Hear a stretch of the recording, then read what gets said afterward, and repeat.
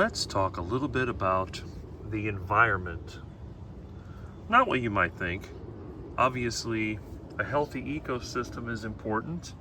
When everything is in balance, things tend to do well. But I'm talking about this. Now, what is this?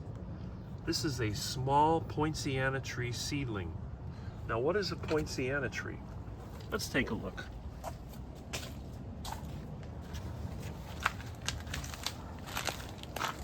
You see this tree over here by my truck? This big tree over there with the red flowers on it, shading my van and my pickup truck. That's a poinciana tree. And you know what those are. Oh yes, those are quackers. Anyway, that tree produces large pods, and you might be able to see some of them up there, those long black pods. And they have seeds that are kind of oval shaped and fall out. Now, the majority of those seeds are being eaten by squirrels. And if you look at the pods, you can see there's holes in them where the squirrels have taken them out. So out of all the seeds this tree produces, maybe only 10%, maybe only 2% ever become viable seedlings. They fall on the ground. Some of them fall on the concrete and they can't grow. Others, they fall in the soil. Now, if they fall in the hard, rocky soil, they may sprout up, but they won't last. They fall in the good soil, they will grow. But there's a problem. Even though this fell in the good soil, it has no future. Now, why is that? Look, here's another one. There's another poinciana seedling. And there's one over there. There's a palm seedling. There's all these things. Look at this coconut tree trying to grow. But again, now the coconut plant has a better chance because it's larger. And then there's some velvet bean seedlings. Now, I don't want these things to grow. Thankfully, the ducks will eat them. They produce itchy nonsense. And here we have a vine. This is known as the rosary pea. It has little red seeds with a little dot on them. Those are the most toxic seed known to man. Worse than ricin. Very bad. Now, let's just think about this. This plant, if it was a person, it would be thinking, wow, I'm doing really well. I'm going to grow to be a big, big tree. But the reality is, it never will. It can't. And why is that? Because it doesn't have enough sunlight. There's not enough energy. There's not enough reduced entropy available for this to grow. And the reason is very simple. There's already things growing here, such as these banana plants.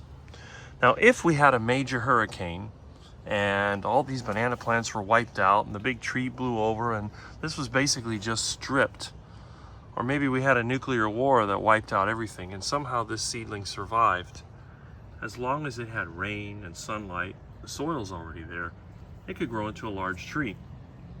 So what is the only hope for this plant? Well, I'll show you. A lot of times I'll dig up seedlings from the yard and I will put them in special places. For example, in a container. Now, I have coconut trees in containers. This right here is another poinciana tree, which started as a seedling. This one was actually growing on my roof, and I've got it in a pot. It's not rooted in the ground. I do keep it watered like I do all of my plants, and there's all kinds of, there's another poinciana tree here. So you'll see a lot of things. There's a cycad. That's actually not your typical zamia.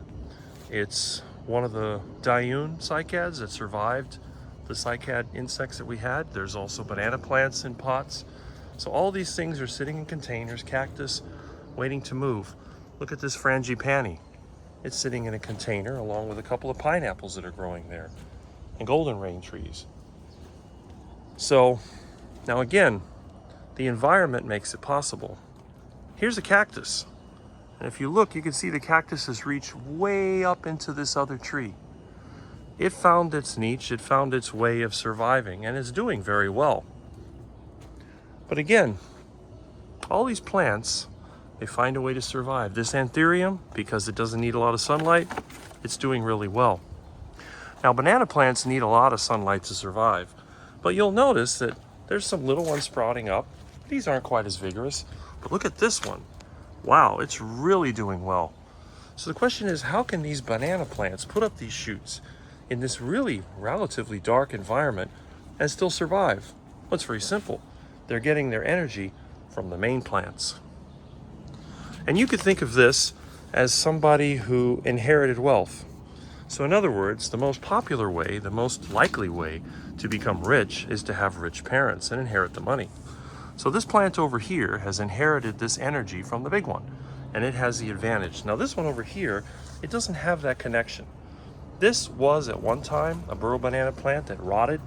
This sprout has become dominant, and this one over here, this is what we own as a water sucker. It's a little sprout that's growing on its own. Now I have plans for it. I'm gonna dig it up, put it in a container, and it's gonna go with me to the new place. This will start a new generation. But again, left to its own, there's really no hope for this. And this is something that I've been saying over and over again.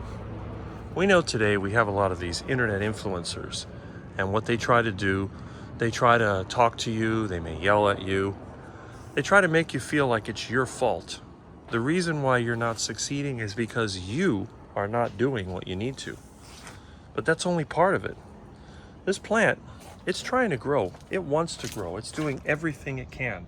And if it was a person, it would be thinking positively. It'd be like the person that says, well, I speak things into existence. That whole prosperity doctrine nonsense that you see a lot of times people talking about, how God wants you to be rich. But that's not true. It's up to you. If you want to succeed, if you want to be like that big tree over there, you're going to have to move. You're going to have to move from here out to somewhere that's more open and empty, and into a place where someone's not going to cut you down. And that's the key. There's no sense in getting upset. I mean, while you're here, you can try to survive. You can try to avoid being eaten or stepped on. But really, when it comes down to it, you need to move. Now, a plant can't move, but animals can. And you see how the ducks, they move around all over the place.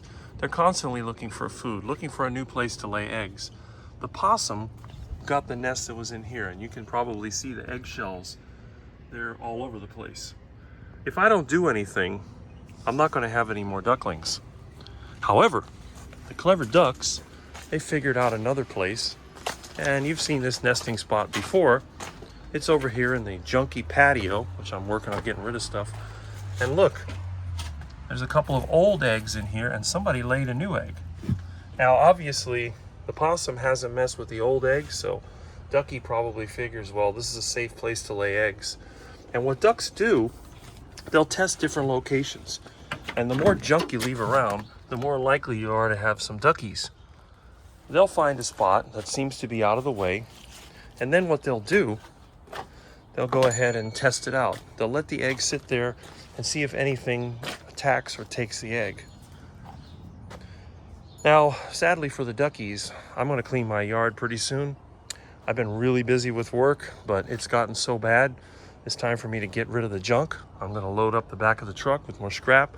I got some stuff I've picked up, stuff that people have given me, and that's what I'm going to be doing. We've been getting a lot of rain, so I haven't been able to do it, and I've been busy.